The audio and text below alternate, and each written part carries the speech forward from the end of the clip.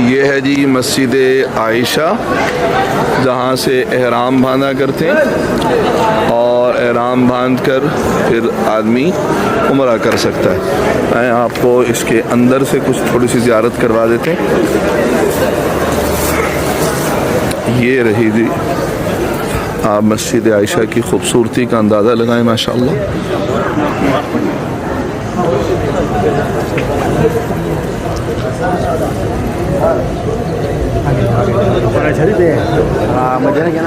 और आप मेहराब को देखें माशाअल्लाह।